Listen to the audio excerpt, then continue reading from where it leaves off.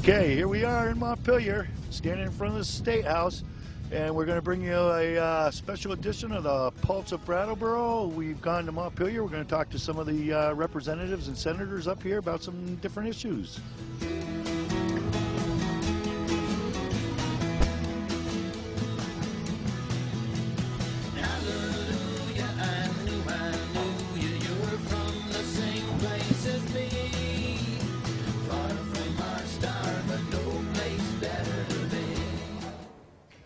Okay, we are now sitting with the chair of the Economic Development Committee over here in the Senate, Senator Vincent Illuzzi. From where's your real title? I know you're the Northeast Kingdom, but... It's the Essex-Orleans Senate District, which is the very northeast tip of the state and basically the northeast quadrant. And it's just one senator, right? Two. There's two of you? Yeah, myself and Bob Starr. Bobby, you guys are in the same district? Yes, we are. I never knew that, even when I was here. Was this a redistricting? Well, when you were here, he may have been in the House at that time. Oh, yeah, he was. That's right. That's right.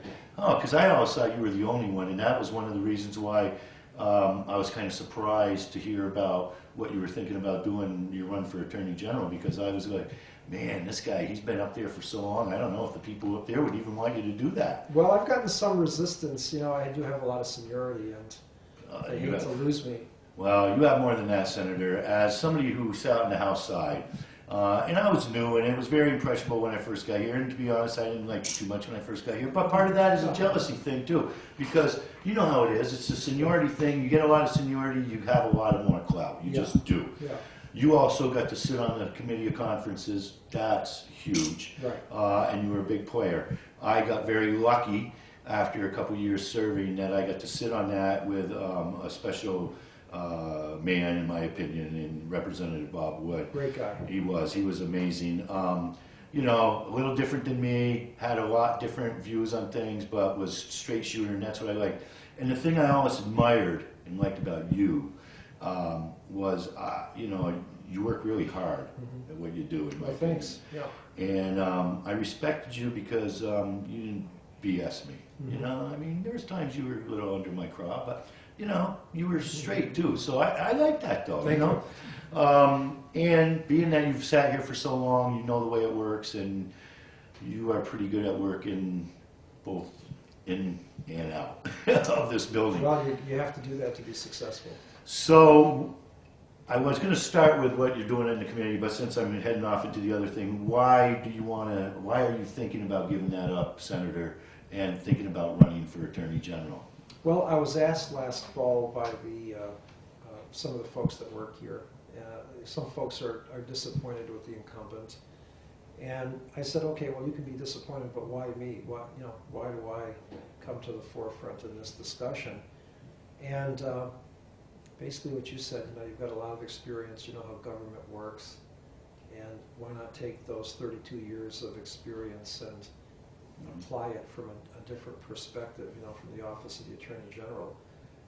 I think I would have done things differently than have been done on some cases, particularly the Vermont Yankee case. But it's a way to bring all of that energy and experience to that office and helping to move forward, unified with the legislature and the executive branch. Oftentimes the Attorney General's office can help, so long as the office is engaged in the work of the executive branch as well as the legislative branch. And I think I could do that. I know how this place works. It's like someone who's a watchmaker knows how the inner workings of a watch work. Well, as you've described, I've been here since I was a kid, and I've grown up in the building, so I really understand the inner workings of the legislature. And having that experience and training, knowledge, would enable me, a lawyer, I'd be able to, I think, parlay that into the public policy questions that confront the Attorney General's office from time to time. For example, Judge Murtha made a big deal out of the legislative record. Having served here for 32 years, I realized that legislative committees will often talk about a lot of things, even though they understand that some areas may not be strictly relevant to the discussion. So I think my approach to that case would have been much different than was presented last fall, resulting in an adverse decision to the state. I think I could have parlayed the information from the legislative process, understanding it as I do, in a way that would have resulted in victory.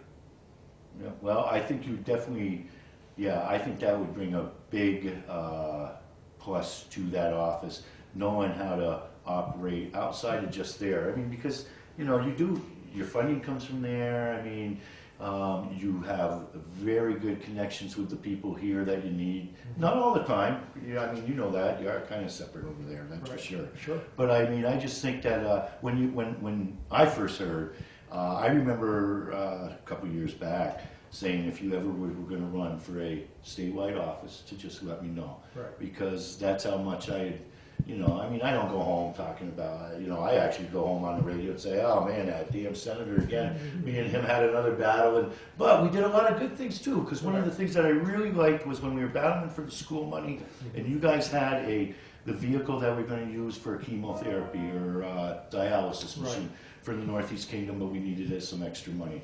And I remember we sat privately. And I said, you know what, take the money, let's get these people that, and then my chair was really mad. He said, we would have got it all if you would have, we may have got it all, but I was really, you know, I like to try to be fair. Yeah. But I've just, you know, like I said, I think you have the experience, you know how to work it. I think losing you here, though, if you decide to do this, is something that I'm sure you're considering and weighing heavily. But saying that, I also think the time is right. It seems to me that they're going to, well, it looks like they're going to have a run on the Democratic side anyway. And if Joey happened to, or not Joey, if the Donovan kid happens to win, then we'd have two, if you decided that'd be two fresh faces. But I think you're well known throughout the state, and I'd like to see, personally, I'd like to see you give it a shot and see what happens. Well, thank you. My pleasure. But now, back onto what you're doing now, right here in the building, and you are the chair, like I said, of the Economic Development Committee. You're going to come down to Brattleboro. We were talking to Senator Galbraith just now. You guys played actually a bigger role than anybody's played in a while to get some action around economic development down there if the plant was to have shut down. It still might, we don't know. It's nice to see it's happening. So what's the plans when you go down to listen? What is... Well, last year we had a hearing in March and heard from a number of parties who both interact with and to some extent rely on the funding from Vermont Yankee. And our thought after the hearing was that we really need to plan for the eventual closure of that plant. Now, when we were there in March of 2011, we obviously operated on the official closure date of March 21. And that has not come to pass for reasons we have briefly discussed. Nonetheless, someday Vermont Yankee will close, and we really need to position the economy in such that it will not result in essentially Appalachia in that southeastern quadrant of the state. I think there are a number of initiatives that we can start to plan for, but before we start planning here in Montpelier, we wanted to give funding to the local community leaders to start the planning at the local level. Which you did do with some funding, and thank you very much. That money's already gone a long way. Well, thanks. We put that in the 2011 jobs bill, which we wrote in this committee. In fact, this committee wrote the 2009, the 2010, and the 2011 jobs bill. So we put a little money aside for Windham County, and on Friday we're going to hear from Stephen Morris and the committee that worked over the past 12 months. And we're hoping to see what recommendations they have. Another thing that we're looking at is some sustainable funding for economic development activities in that part of the state. As Senator Galbraith has reminded our committee often, it's the state's decision to close Vermont Yankee. Regardless of what you think of Vermont Yankee, people need to live in Windham County. So let's be thoughtful and artful about it and see if we can put together an economic business plan that transitions. As I said, it's going to close sooner or later. It may be sooner than Entergy hopes. It may be later than some anti-Vermont Yankee folks hope. So I just want to make sure that we've done all that we can, given our limited resources. You know, we can't dump millions into the region given all the other demands, but nonetheless. Well, you come from a region that has its own demands. That's right.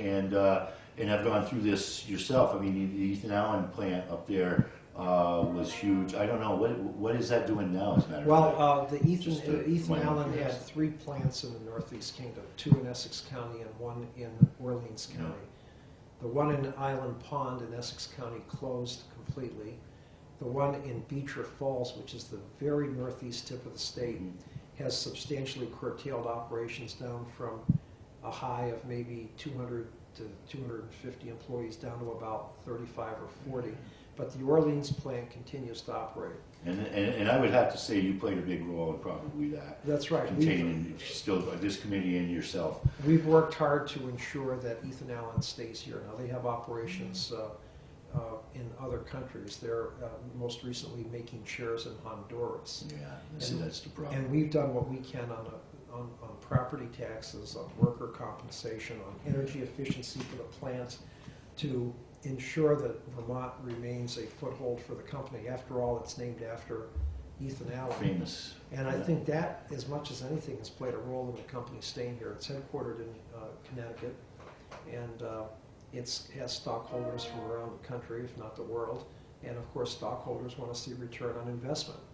So we've navigated those waters, balanced the competing needs, and done what we can. But the company, on balance, is happy with what we've done. So Ethan Allen remains in a big presence in Orleans County. On the other hand, with Windham County, I know that there were some significant closures in your area over the last 15 or 20 years. And I think we need to understand that the last largest employer, Vermont Yankee, is going to be leaving that area. And we need to position the economy such that it is prepared to transition. I'm committed to that. Senator Galbraith's committed to that, as is the rest of the Windham delegation. We have Senator White in the Senate and members of the House. I think everybody wants to pull in the same direction. And as the chairman of the committee, even though I'm not from Windham County, I've obviously shared similarities. My district is considered the forgotten part of the state. Your area might feel somewhat the same.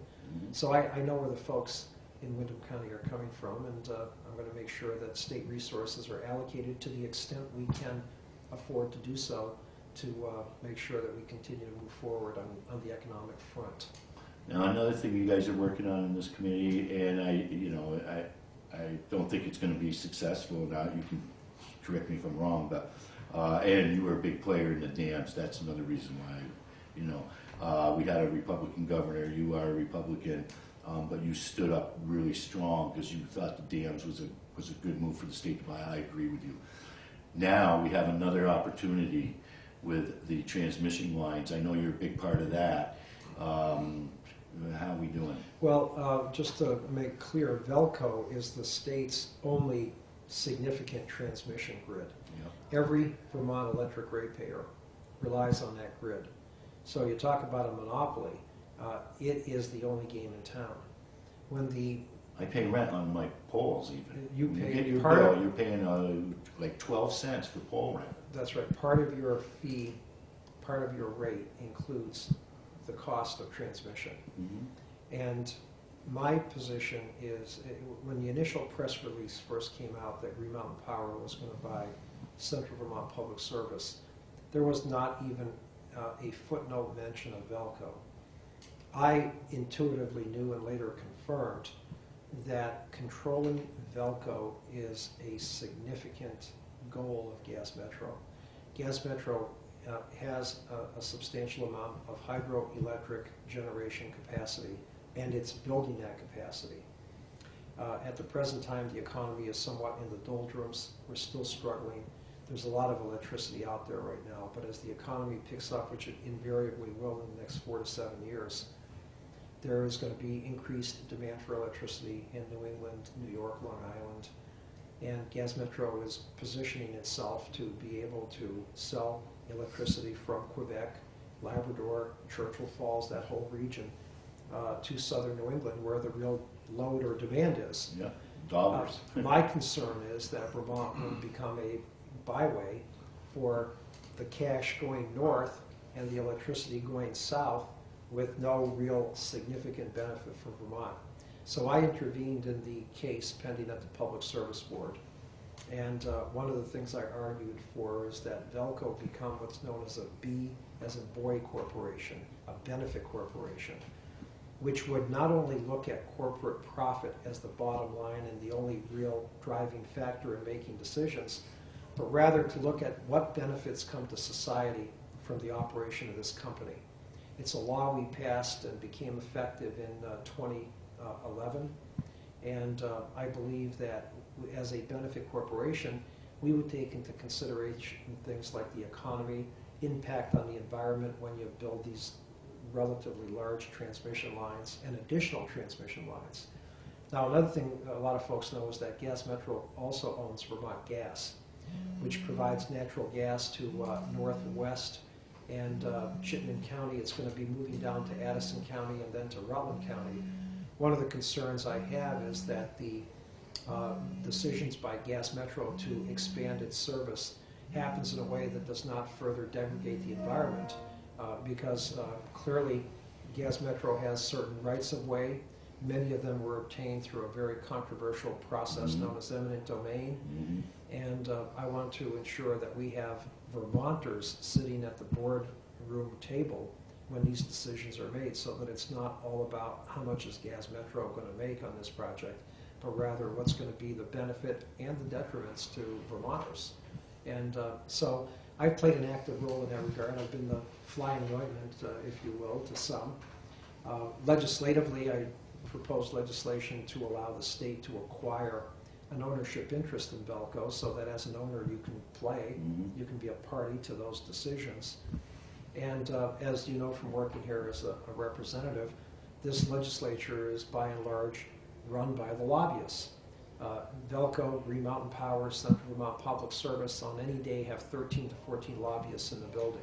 So anytime you propose something which goes against the corporate interests of Gas Metro or Green Mountain Power or Central Vermont at the present time, or Velco, which also has lobbyists, all of these reasons are manufactured about why it's such a bad idea.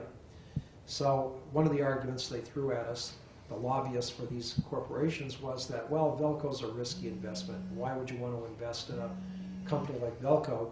If you read the bond prospectus for Velco, it's probably as safe an investment as you could buy and invest in. And so our position has been that Vermont should have an ownership interest. Not only do you share in the profits, but you also have a significant role in making decisions about should we build this additional transmission line? If so, where should it go? What environmental protection should be in place? Of significance is that two of the lines that I've seen already drawn conceptually would build additional transmission capacity through Vermont with none of the electricity serving Vermonters. Yeah. So you cannot allow that. Well, that's, I know what's going to happen. That's a concern that I have. If you were Attorney General, is there any steps you could take as Attorney General on this, or you need that legislative, you need the law in place first, right? I mean, there's nothing you can do as an Attorney General. Well, the Attorney General, there is a statute that allows the Attorney General to represent the public interest. So clearly I would be advocating both at the board level and at the legislative level these concerns. And I think as Attorney General it gives you a position of objectivity, where you come in and you say, look, we've looked at these issues, we've studied them independent of the legislature, and then offer opinions and solutions. So I think I would, the current Attorney General has been MIA, missing in action on this. It's just. I haven't heard him on this, and I've been disappointed in him on several occasions. Campaign finance is another one for me personally, and of course the VY thing, and there's some other ones. But he did some good work on a few things too. We had the police problem down there in Brattleboro that he was very hands-on with and things like that. So, Yeah. But I just think that he's been here a long time. I'll tell you something else, Vince, or Senator. I'm not really sure. I'm glad you were paying attention because. That whole Velco thing, I mean, that was going through, there was nothing, and all of a sudden, bang, and before I could even grasp it and start learning about it, it was almost already gone. Well, it was, the skids were greased. Yeah. And I sort of, when I filed my various documents with the board, it was essentially arguing that we need to take a step back and look at the impact of Velco ownership on ratepayers, on environmental issues. So I've played the best possible role that I could as essentially a one-man person. There was no real backup. Come on, you like that. Well, I like it, but it's a little. It's nice to have people behind you, though. It's a little overwhelming. You know, yeah. It's you be the lead guy, but it's nice to have some people standing behind you, going, "Yeah, we're with them." Right. Yeah. And most Vermonters, which is represented in the legislature, don't have an active interest in energy issues. When I was trying to buy And the boy, we really ought to somehow. Well, when I was you trying still to, got your wind, right? that's right. I have a wind turbine at my house. But when I was trying to buy the hydro dams in 2002 and 2003, Yeah, I was with you. I had a very difficult time getting the average person interested. Likewise, in 2011 and 2012, I've had a very difficult time getting people interested in this subject.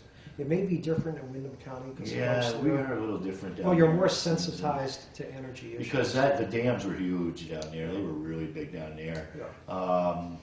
You know, and that's something you can't get back now. And boy, and what happened right after that? You know, they kept telling us we couldn't afford it. As soon as they bought it, TransCanada bought it, the value went sky high. Right. You know.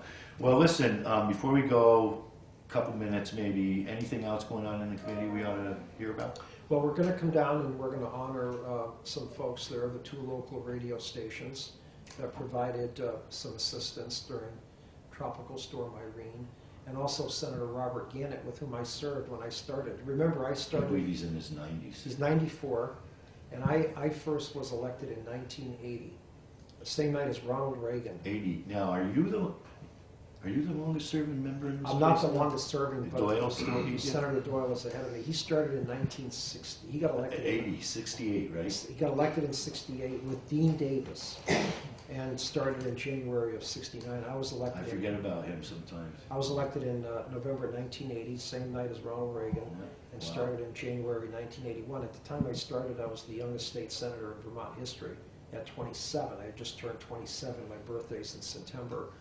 So I've been here, as I said, a very long time, and I've really grown up in the building.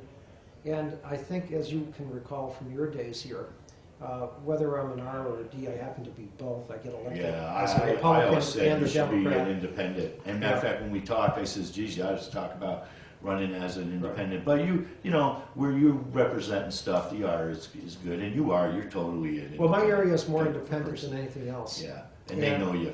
And they know me, and one of the issues that you and others have brought to my attention as well, don't go to Windham County, save your gas money, because they're Well, not. I didn't tell you that. I say Others have said. And I think you'll do better than you think. well, it's nice to hear that, but I really have been an independent here at the State House. I've worked with both sides.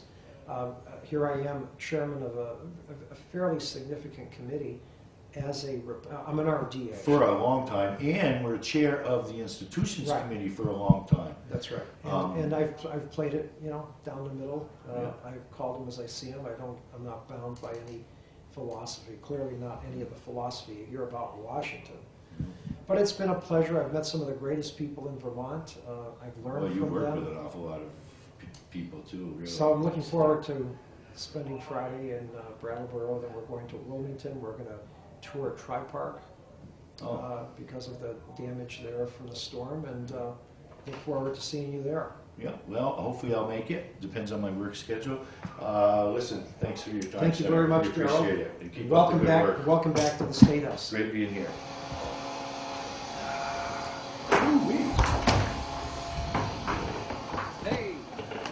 Hey, this door weighs like 100 pounds. Thank you.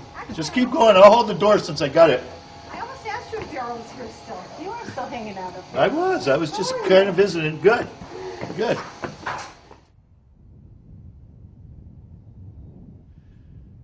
All right, so we hope you enjoyed this version of the Pulse. We just came up here and talk about a couple things with some of our local senators and a few of the Chittenden County senators. And the transmission lines are pretty important, in my opinion, folks. And along with the economic development plan for the closing of EY. So that's why we kind of talked to the senators and the senators anyway that were in the Economic Development Committee.